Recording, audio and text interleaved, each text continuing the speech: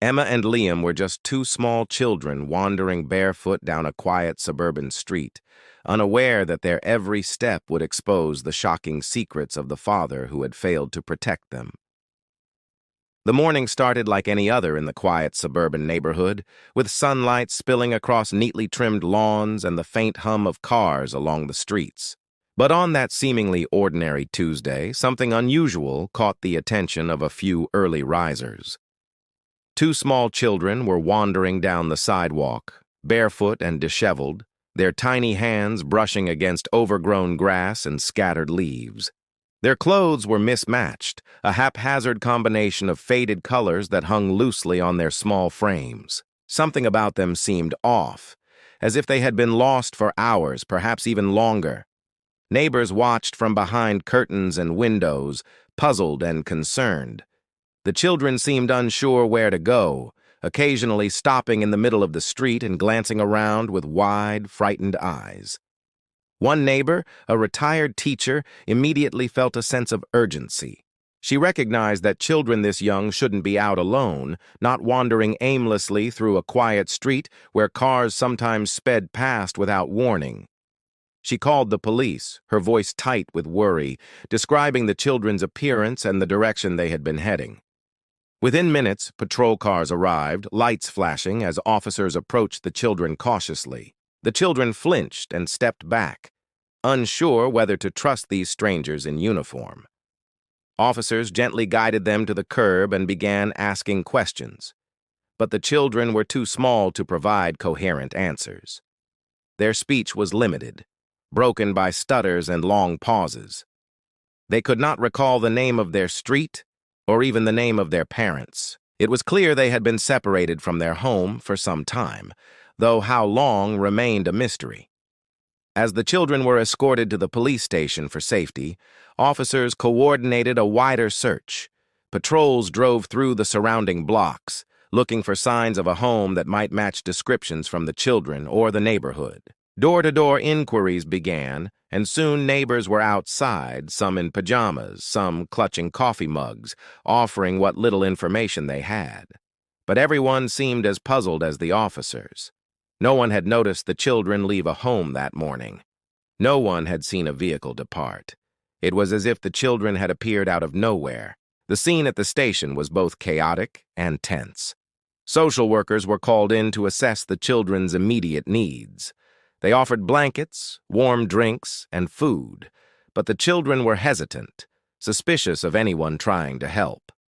Their faces were streaked with dirt, and their hair was tangled, evidence of a neglect that seemed to extend beyond a few hours. The police began compiling reports, documenting the children's appearance and behavior. Every detail mattered, from the scratches on their knees to the tiny bruises on their arms, the result of falls or rough handling. As the investigation began to take shape, a sense of urgency settled over the neighborhood. People whispered theories, some fearing the worst.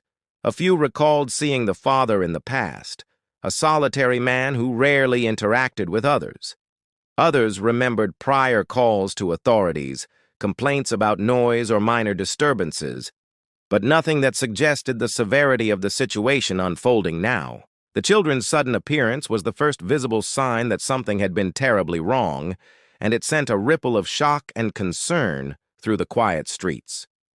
The ordinary Tuesday had turned into a scene of alarm, setting in motion a search that would uncover a much deeper story of neglect and danger hidden behind the closed doors of a seemingly normal home. Detectives traced the children's steps back through the neighborhood, moving carefully along the streets and sidewalks where they had been seen wandering. Their route led to a house on the far edge of town, tucked behind overgrown shrubs and a sagging wooden fence. From the outside, the house looked abandoned, its paint peeling and windows clouded with dust. The yard was cluttered with broken toys and rusting bicycles, weeds sprouting through cracks in the concrete driveway. Something about it radiated neglect. A quiet warning that inside, the children's lives might have been far from safe. When officers stepped inside, the scene confirmed their worst fears. The air was heavy with the smell of spoiled food and mildew. Dirty dishes were stacked haphazardly in the sink, some caked with dried residue from meals long forgotten. Floors were sticky underfoot, littered with scraps of paper, broken toys, and remnants of meals that had long rotted. The furniture was worn and stained, cushions torn and springs exposed. Every corner of the home seemed to tell a story of abandonment and chaos, a place where children lived without guidance or care. The father was not home at the time of the search. Neighbors described him as a solitary figure who rarely interacted with others, often seen sitting alone on the porch, drinking from cans and bottles, staring blankly at the street. Some remembered complaints filed years earlier, minor incidents that hinted at instability but had never escalated into serious intervention. Police records confirmed the pattern: several warnings, reports of neglect, but no decisive action taken. Now, with the children found wandering aimlessly, the evidence of danger was undeniable. Officers carefully searched the house for signs of the children's daily lives. Their sleeping area was a thin mattress on the floor, with tattered blankets that had clearly seen better days. Clothing was scattered, many pieces too small or worn to be suitable for the children's ages. In one corner, a small collection of toys was covered in dust, broken and half-broken, suggesting months of disuse. The detectives noted small signs of previous injuries, faint bruises on the children's belongings, as if reminders of a rough life hidden from view. Documents found in the house painted an even darker picture. School notices remained unopened, bills were long overdue, and medical appointments were ignored.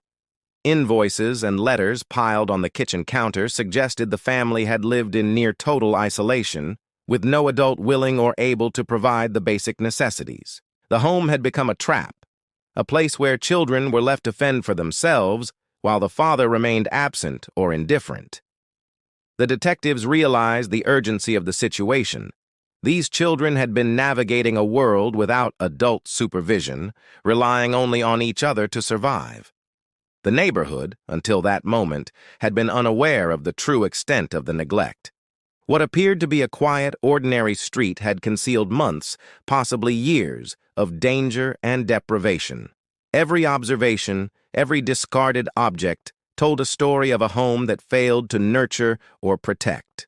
The children's escape into public view had finally exposed the reality inside. A fractured household, abandoned by its guardian, leaving the police with a chilling understanding of what might have continued had the wandering children not been found that morning. As investigators delved deeper into the house, the true extent of the children's daily struggles became apparent. Each room told a story of neglect, but the more private areas revealed the most unsettling details. In a back corner of the living room, small notebooks lay scattered on the floor, pages filled with crude drawings and scribbled words. The sketches depicted hunger and fear, children reaching for empty plates, small figures hiding in dark corners, and repeated images of crying faces. Detectives recognized the patterns immediately. These were not the innocent doodles of children at play, but desperate attempts to express experiences they could not put into words. In the kitchen, the officers found spoiled food and open containers that had rotted over days or even weeks. Empty cereal boxes lay on the counters alongside half-drained bottles of soda, and the sink overflowed with crusted dishes. The refrigerator contained moldy leftovers, some of them covered with flies, while cupboards held little more than stale crackers and a few cans of soup.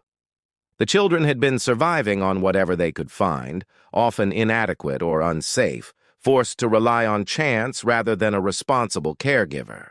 The sleeping areas were no less disturbing. Instead of proper beds, the children had thin mats or old blankets folded on the floor. Bedding was dirty, riddled with stains, and in some places infested with insects. Officers noticed the remnants of previous injuries: faint bruises on small limbs, scratches along arms and legs, and even small scars that hinted at repeated accidents left untreated. The detectives documented every detail, understanding that each mark was evidence of ongoing neglect rather than isolated incidents. In one of the rooms, the investigators found more personal belongings that revealed just how isolated the children had been. Torn clothing was piled in corners, shoes too small or missing entirely. Broken toys were left scattered, some with missing parts, some chewed or damaged beyond repair. There were signs of attempts to create a semblance of normal life, a small stuffed animal tucked under a blanket, drawings taped to the wall. But these efforts were overshadowed by the chaos and decay surrounding them. The home had become a prison where the children had been left to fend for themselves. The notebooks and scraps of paper painted a picture of quiet suffering over time. One page depicted a child clutching an empty plate, eyes wide with fear, while another showed figures standing alone in a yard, isolated and crying.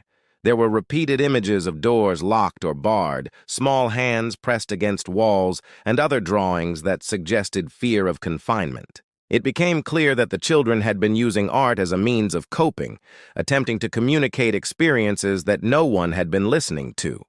Investigators began to understand the depth of the father's neglect. Beyond the physical environment, the emotional and psychological toll on the children was profound.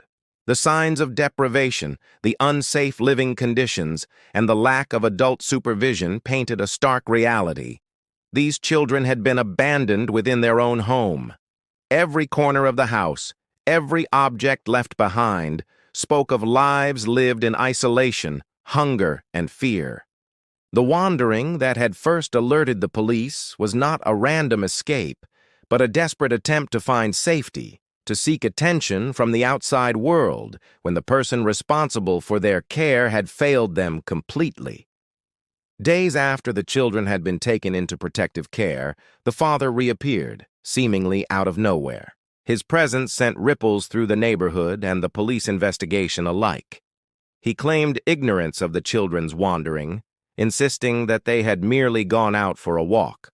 At first, some authorities considered the possibility of confusion or miscommunication, but as officers reviewed reports and eyewitness accounts, inconsistencies began to emerge. Multiple neighbors had seen him near the street where the children were discovered, contradicting his statements. Surveillance footage from nearby stores and intersections placed him in proximity to the wandering children at the exact time they were first noticed. Police returned to the house with a renewed sense of urgency. The father had remained evasive about the children's living conditions, but a careful search revealed more disturbing details than before. Hidden behind loose panels in the walls and under floorboards, officers found evidence of hoarding and neglect that had gone unnoticed initially. Old, moldy food was stashed in corners, containers of spoiled milk and cans of decayed soup forgotten in hidden spaces. Some of the food showed signs of having been consumed despite its state, confirming that the children had been forced to survive on unsafe provisions. In another hidden area of the house, makeshift sleeping arrangements were discovered, thin blankets and cardboard mats tucked into dark corners, separate from the main living space.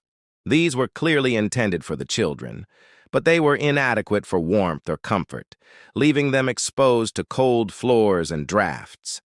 Investigators noted the absence of basic hygiene items, from clean clothing to soap, and saw firsthand how the children's daily lives had been shaped by extreme deprivation. The father's negligence was no longer a matter of simple oversight. It was deliberate in its indifference. The online history of the father revealed further troubling insights. Searches and activity logs suggested he was aware of the children's needs yet chose not to act. Queries about disciplinary techniques and ways to avoid government intervention hinted at a conscious effort to neglect rather than ignorance or incompetence. It became clear that the father had known the children were at risk and had taken no meaningful steps to protect them. Investigators also uncovered receipts and records showing sporadic spending on personal items for himself, while essential items for the children went unpurchased. Toys, clothing, school supplies, and even basic groceries were absent or grossly inadequate. Every corner of the home reinforced the reality that the father prioritized his own needs over the well-being of his children. Officers documented the hidden rooms extensively, taking photographs and detailed notes for the ongoing investigation. As the case unfolded, the father's return marked a turning point. What had initially appeared as a simple claim of wandering children now revealed a calculated pattern of neglect and concealment. The evidence was mounting, creating a stark contrast between his words and the reality of the children's lives. Every hidden corner, every neglected need, and every overlooked danger painted a picture of a man who had failed to fulfill the most basic responsibilities of parenthood. The wandering children had not only exposed their suffering, but had set in motion the investigation that would ultimately reveal the full extent of the father's indifference, turning a quiet suburban neighborhood into the scene of a shocking and undeniable truth. The arrest of the father marked the culmination of weeks of investigation and growing community concern. Law enforcement charged him with multiple counts of child neglect and endangerment, citing the extensive evidence gathered from the home, witness statements, and the children's own accounts. The courtroom became a place where the full story of their suffering was laid bare, each detail painting a portrait of lives long neglected. The judge reviewed photographs of the living conditions, read through police reports, and considered testimony from social workers who had cared for the children in the immediate aftermath of their discovery. The father's indifference to basic responsibilities, coupled with his deliberate concealment of the children's needs, left little room for defense. The children, removed from their dangerous environment, began the slow process of recovery. Foster care provided them with the safety, food, and warmth they had long been denied. Therapists and social workers worked tirelessly to address not only the physical consequences of neglect, but the emotional and psychological scars as well. Nightmares, anxiety, and distrust of adults were among the challenges they faced, remnants of months, if not years, of living without protection or guidance. Even small gestures, being offered a clean blanket, a warm meal, or a kind word, were initially met with hesitation, reflecting the profound impact of prolonged neglect. Community response was immediate and intense. Neighbors, once unaware of the severity of the situation, struggled to come to terms with what had been happening so close to home.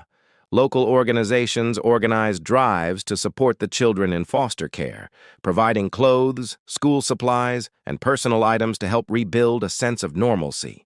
The story spread beyond the neighborhood, attracting media attention and sparking conversations about the hidden dangers of child neglect and the responsibility of communities to intervene. The case became an example of how ordinary vigilance, watching, noticing, and acting, can make the difference between prolonged suffering and safety. The courtroom proceedings revealed additional evidence that shocked even seasoned investigators. Emails, receipts, and hidden notes suggested that the father had known of his children's distress, yet had made no meaningful attempts to improve their living conditions. The neglect had not been accidental. It had been consistent and willful, extending far beyond simple mistakes or oversight.